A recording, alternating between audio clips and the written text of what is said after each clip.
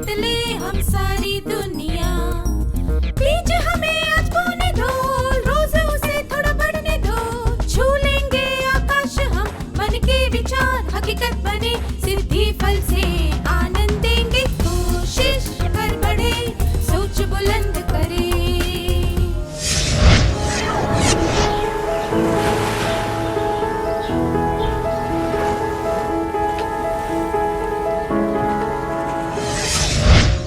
नमस्ते विद्यार्थियों, आप सबको देखकर खुशी हुई।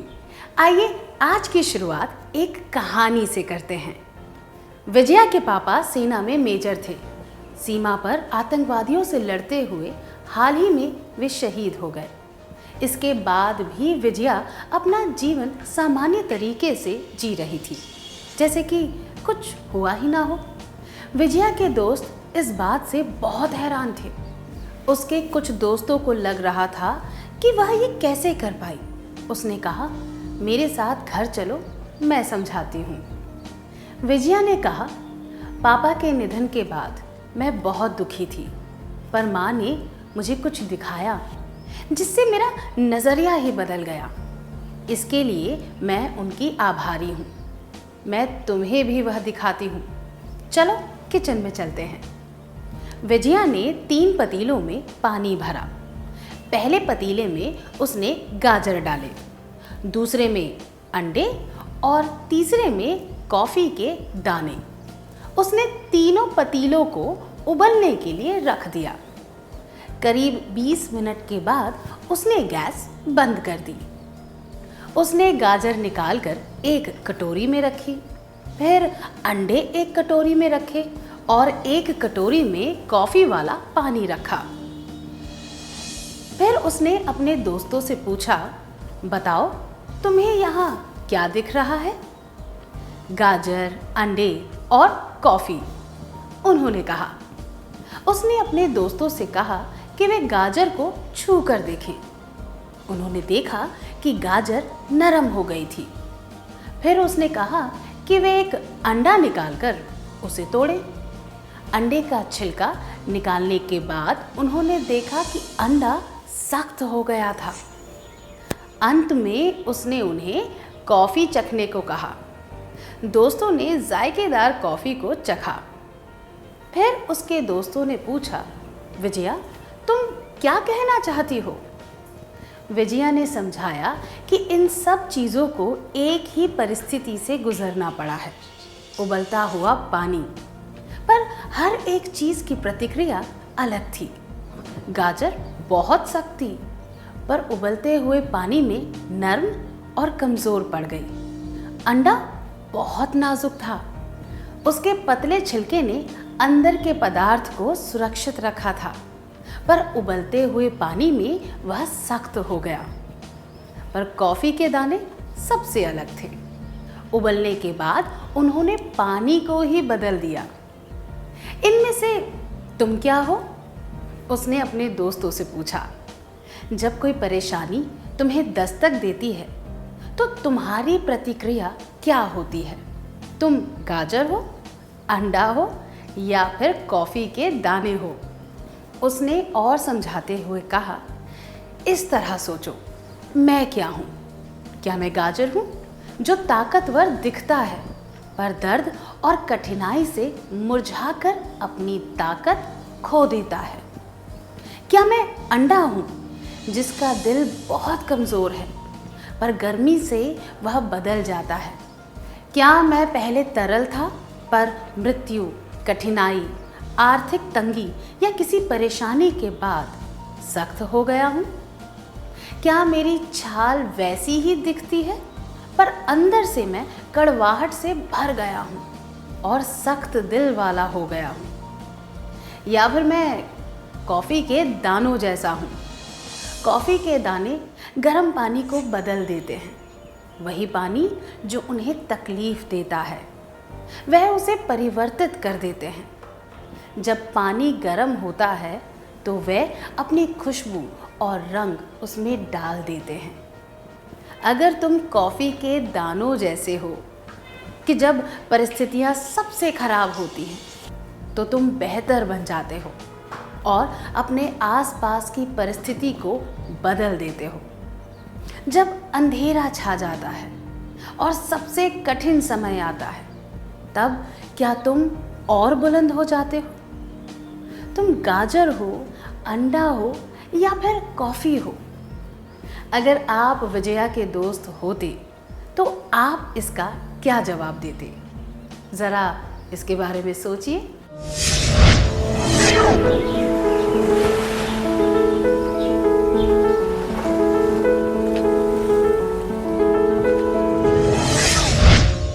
धन्यवाद। आइए फिर से विजया और उसके दोस्तों की बातें सुनते हैं। विजया ने कहा, पहले मैं गाजर जैसी थी और कभी-कभी अंडे जैसी, पर जब मेरी माँ ने मुझे यह समझाया तो मुझ में बदलाव आया और मैं कॉफ़ी के दानों की तरह बनने लगी। इसीलिए मैं हमेशा खुश रहती हूँ और मैंने इसका राज तुम्हें भी बताया है। विजया ने उन्हें एक डीवीडी दिखाई और कहा कि उसमें कुछ चित्र और वीडियो हैं। जब वह उदास होती है तो उस डीवीडी को देखकर उसे हौसला मिलता है। उसने अपने दोस्तों से पूछा कि वे डीवीडी देखना चाहेंगे। उसके दोस्त तुरंत तैयार हो गए। यह पंक्तियां गाते हुए विजया ने डीवीडी चलाई और उन्हें कहा कि वे राजा की कहानी सुने। स्वर्ण की तरह बनो, स्वर्ण की तरह बनो, चमकदार और दिलेर रहो, पुराना हो जाए तो भी पूरी ताकत हो। स्वर्ण की तरह बनो, स्वर्ण की तरह बनो, पिघलाया जाए, कूटा जाए, गढ़ा जाए, घुमाया जाए, आग से निकाला जाए, चमकीला उत्तम शुद्ध बन जाए। दृढ़ रहो, दृढ़ रहो, दृढ़ रहो, कठिन समय में डटे रहो, बनोगे वह मिसाल जिससे लोग प्रेरित होंगे। क्या हम भी राजा की कहानी सुने? राजा बहुत अच्छे वैज्ञानिक मॉडल बनाता है। उसने अखबार में एक विज्ञापन देखा जिसमें जिला विज्ञान समिति ने लोगों को विज्ञान प्रदर्शनी में भाग लेने के लिए आमंत्रित किया था। उसे डाक द्वारा अपना आवेदन पत्र भेजना था। उसमें लिखा था कि नाम दर्ज होने के बाद प्रदर्शनी के पहले उसे अनुमति पत्र मिलेगा। राजा ने अपना आवेदन भेज दिया। प्रदर्शनी के एक सप्ताह पहले तक उसे समिति से कोई जवाब नहीं मिला। जब उसने समिति में फ़ोन किया तो उसे यह सुनकर धक्का लगा कि उन्हें उसका कोई आवेदन पत्र मिला ही नहीं था। आवेदन भेजने की आखिरी तारीख जा चुकी थी। हताश होकर राजा ने अपने विज्ञान के शिक्षक से बात की, जिन्होंने उसे भाग लेने के लिए प्रोत्साहित किया था। क्या आप दोनों इस परिस्थिति का अभिनय करके दिखा सकते हैं?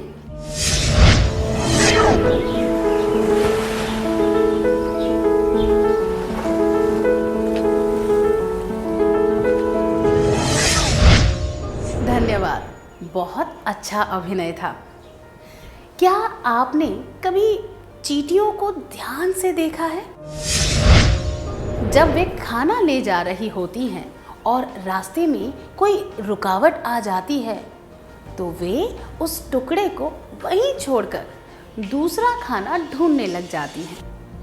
इसी तरह दुर्भाग्यवश अगर हमारा एक मौका छूट जाए तो हमें उसका शोक मनाने की जगह आगे बढ़ना चाहिए और नया मौका ढूंढना चाहिए। छूटे हुए अवसर के बारे में शोक मनाने से वह वापस नहीं आएगा, बल्कि ऐसा करने से आपका अगला मौका भी छूट सकता है। जिस तरह आग में तपकर सोना शुद्ध, ठोस और बेहतर हो जाता है, उसी तरह हमें भी कठिनाइयों का सामना करके उनसे कुछ सीखना चाहिए। अगर राजा का मॉडल जिला विज्ञान प्रदर्शनी में नहीं दिखाया जाएगा तो क्या होगा? वह किसी और प्रदर्शनी में उसे दर्शा सकता है। उसने जो ज्ञान, कौशल और अनुभव प्राप्त किया है वह कोई छीन नहीं सकता। अगर वह उसका वीडियो बना ले तो अपने आस पड़ोस के बच्चों को सिखा सकता है कि इंजन कैसे काम करता है। इससे दूसरे विद्यार्थियों को भी फायदा हो सकता है।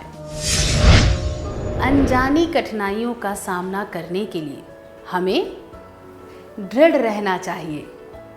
उसमें छुपे हुए फायदों के बारे में सोचना चाहिए।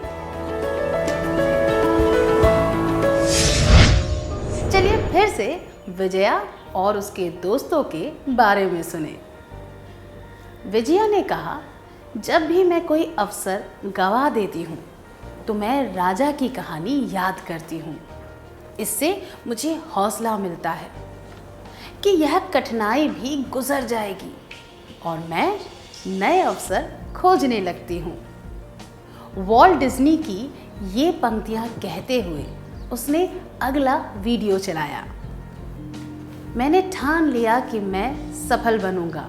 मैंने ठान लिया कि मैं अवसर खोजूंगा और उनका इंतज़ार नहीं करूंगा। मैंने ठान लिया कि हर एक समस्या को हल ढूंढने के अवसर के रूप में देखूंगा। मैंने ठान लिया कि मैं हर एक रेगिस्तान को बगीचा ढूंढने के अवसर के रूप में देखूंगा। मैंने ठान लिया कि मैं हर रात को एक रहस्य के रूप में देखूंगा जिसे हल करना है। मैंने ठान लिया कि मैं प्रत्येक दिन को खुश रहने के अवसर के रूप में देखूंगा। क्या हम वॉल्ट डिज्नी के बारे में और जानें? वॉल्ट डिज्नी ने मिकी माउस, डोनाल्ड डक जैसे विश्व प्रसिद्ध कार्टून बनाए हैं। वे डिज्नीलैंड जैसे थीम पार्क के रचयिता हैं। अखबार के एक संपादक ने उन्हें नौकरी देने से इनकार कर दिया था क्योंकि उसके अनुसार उनमें कल्पना शक्ति और नए विचारों की कमी थी। आगे चल के वे फिल्म निर्माता, निर्देशक, एनिमेटर, वॉइस एक्टर, उद्योगपति, मनोरंजन कलाकार, विश्व प्रसिद्ध व्यक्तित्व और समाज सेवी बने। ऐसी कठोर आलोचना सुनकर उन्हें बहुत ठेस पहुंची होगी, पर क्या वॉल्ट डिज्नी इस असफलता से निराश होकर जीवन में रुक गए? बिल्कुल भी नहीं। असफलता बहुत ही कड़वा अनुभव होता है, पर असफलता से उभरना भी हमारे ही हाथों में होता है। असफलता सफलता की राह में केवल एक बाधा है। यह समझने के लिए बहुत ही सकारात्मक आत्म जागरूकता की आवश्यकता होती है। उन्होंने यह सोचा कि यह भी गुजर जाएगा और ठान ली कि वे हार नहीं मानेंगे। अनजानी कठिनाइयों का सामना करने के लिए हमें अपने आत्मविश्वास को डगमगाने नहीं देना चाहिए। विजया ने कहा कि जब भी वह पराजय या असफलता का सामना करती है तब वह वॉल्ट डिज्नी के अनुभव को याद करके खुद को मजबूत कर लेती है। उसे यह विश्वास होता है कि पराजय हमेशा नहीं रहेगी और वह सफल होने के लिए प्रयास करती है। क्या अब हम एक क्रियाकलाप करें? क्या आपने कभी कठिन परिस्थितियों में या फिर पराजय के बाद खुद को दृढ़ बनाकर अंत में सफलता प्राप्त की है? क्या आप अपने अनुभव के बारे में सबको बताना चाहेंगे?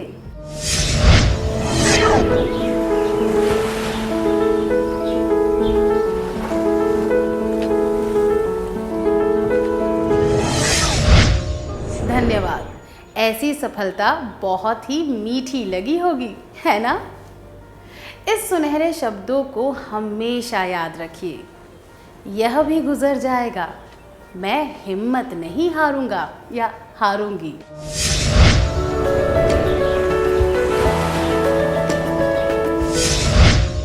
आप सबको मेरी शुभकामनाएं। विजया यह गा रही थी।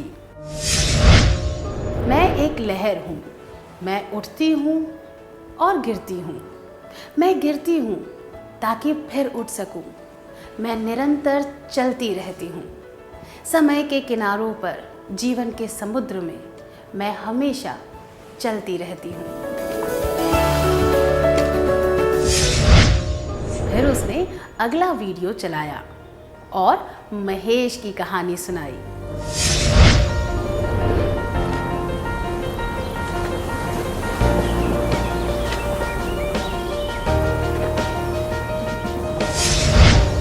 क्या हम महेश की कहानी सुने?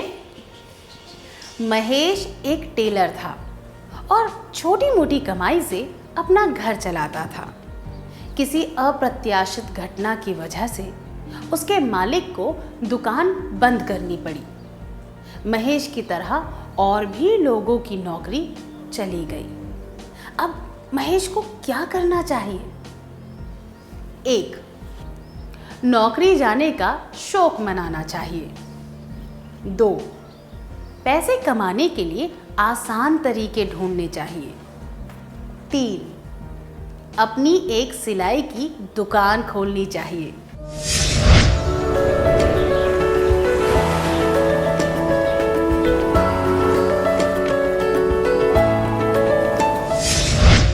नौकरी का शौक मनाने से कोई फायदा नहीं होता।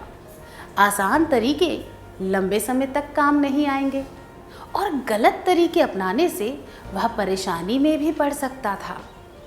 उसने यह याद रखना चाहिए, लहरें गिरती हैं ताकि फिर से उठ सके। उसे इस तरह सोचना चाहिए, यह भी गुजर जाएगा, मैं हिम्मत नहीं हारूंगा। उसे आत्मविश्वास के साथ अपना छोटा सा व्यवसाय शुरू करना चाहिए। इस परिस्थिति में यही सबसे उचित होगा। अनजानी कठिनाइयों का सामना करने के लिए हमें अपनी शक्तियों को एक सकारात्मक दिशा देकर मेहनत और अक्लमंदी से काम करना चाहिए। अब एक क्रियाकलाप का समय है। क्या आप कभी ऐसे व्यक्ति से मिले हैं जिसने अपनी योग्यताओं और कौशलों के आधार पर विपरीत परिस्थितियों में सकारात्मक और मेहनत से काम किया हो? क्या आप इसके बारे में सबको बताना चाहेंगे?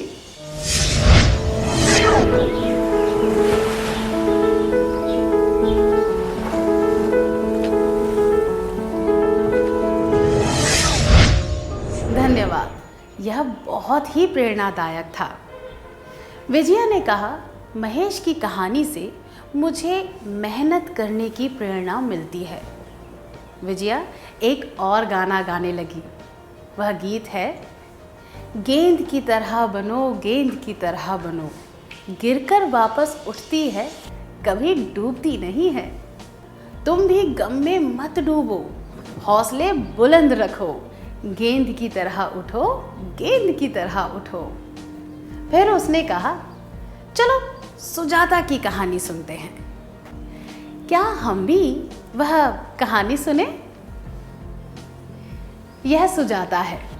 सन 2001 में दुर्घटना की वजह से उसका शरीर कंधों के नीचे से अपाहिज हो गया। वह केवल 21 वर्ष की थी। जिन लोगों को वह अपना दोस्त समझती थी, धीरे धीरे उसे छोड़कर चले गए। वह अकेली रह गई। सन 2004 में उसके पिता की भी मृत्यु हो गई। उसका स्वभाव ऐसा था कि वह आर्थिक, शारीरिक या मानसिक रूप से किसी पर भी निर्भर नहीं रहना चाहती थी। आपको क्या लगता है उसने क्या किया होगा? 1. परिस्थिति से हार मानकर दूसरों से सहायता मांगी होगी। 2. अपनी कमियों को ध्यान में रखते हुए आत्मविश्वास के साथ कोई व्यवसाय शुरू किया होगा। 3. आत्मदया में डूब गई होगी।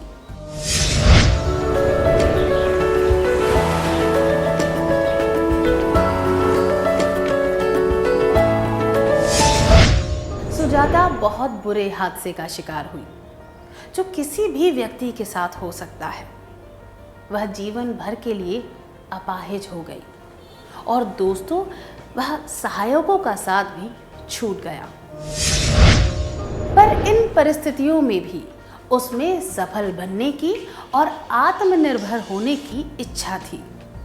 वह अपनी इच्छा को पूरा करने में जुट गई। उसने खुद से और परिस्थिति से कभी हार नहीं मानी। उसने शेयर बाजार के बारे में सीखना शुरू कर दिया और शेयर खरीदने बेचने का काम करने लगी। जिस तरह गेंद को कितना भी डुबाओ वह ऊपर उठ जाती है, उस तरह ही उसने भी ऊपर उठने की ठान ली थी। शेयर बाजार का काम करने के अलावा उसने कपड़ों का व्यापार भी शुरू किया, जिससे अन्य लोगों को भी रोजगार मिला। उसके जीवन से हमेशा सबको प्रेरणा मिलेगी। अनजानी कठिनाइयों का सामना करने के लिए हमें हिम्मत के साथ डटे रहना चाहिए। विजया ने कहा, जब भी मैं हताश हो जाती हूँ या अकेला महसूस करती हूँ तो मुझे सुजाता के जीवन से प्रोत्साहन मिलता है।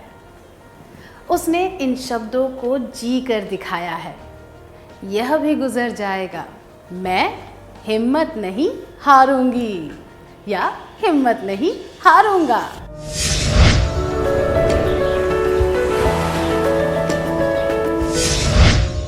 क्या आप कभी ऐसे व्यक्तियों से मिले हैं जिन्होंने आत्मविश्वास और हिम्मत के साथ कठिनाइयों का सामना किया है और उन परिस्थितियों से बाहर निकल गए? क्या आप उनके बारे में सबको बता सकते हैं?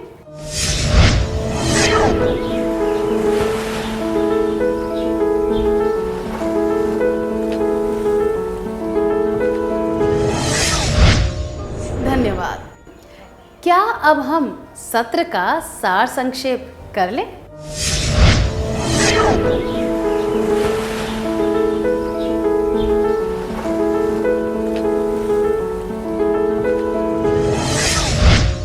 अनजानी कठिनाइयों का सामना करने के लिए हमें दृढ़ रहना चाहिए।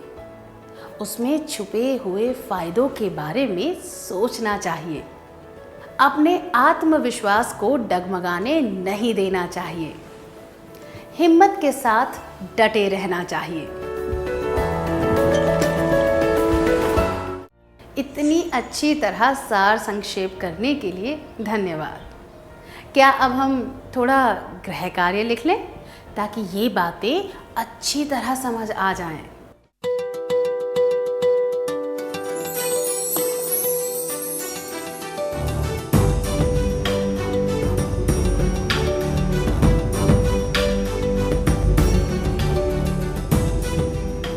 प्रश्न 1, इनमें से किस चित्र पर आप पर सबसे ज्यादा प्रभाव हुआ? आपने इनसे क्या सीखा?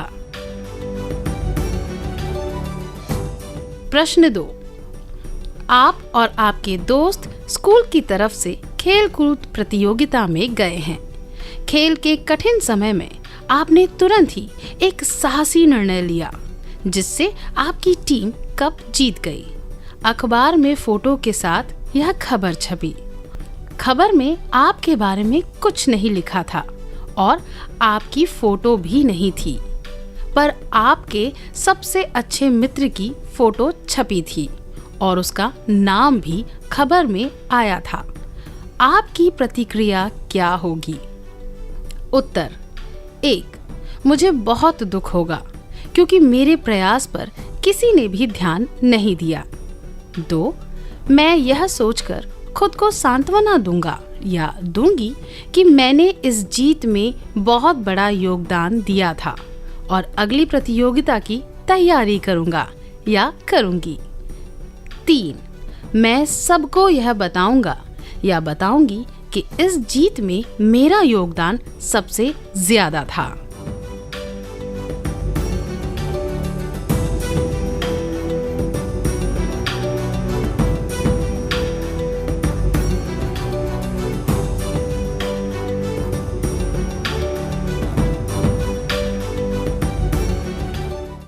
क्या आप अपनी अगली क्लास में आने से पहले कार्य पूरा करके लाएंगे? नमस्ते, हम फिर मिलेंगे।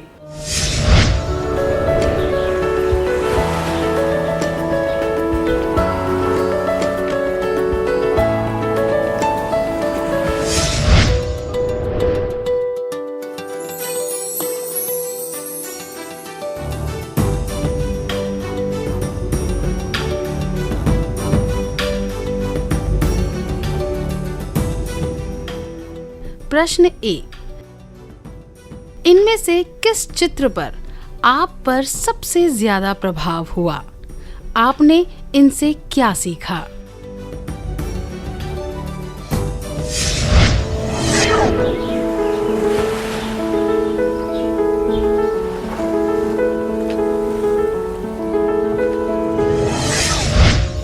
प्रश्न 2, आप और आपके दोस्त स्कूल की तरफ से खेल-कूद प्रतियोगिता में गए हैं।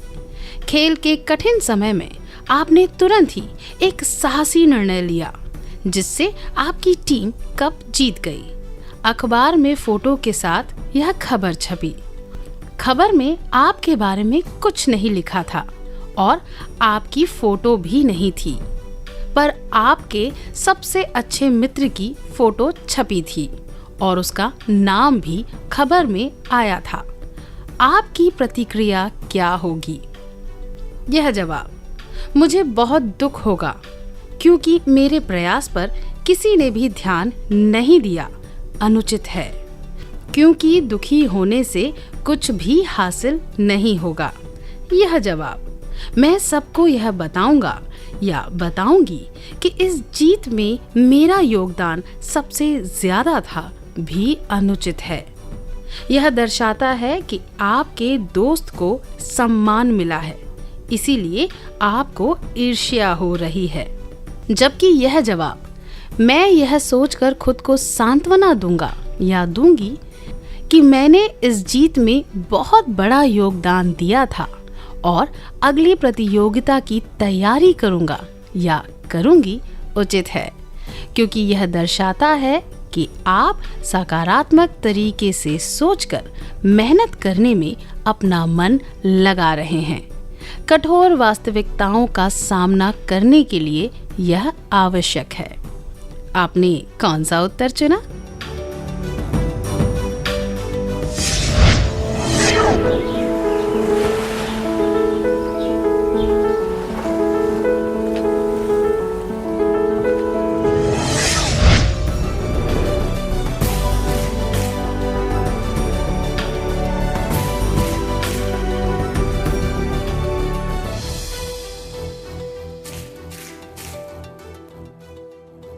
धन्यवाद।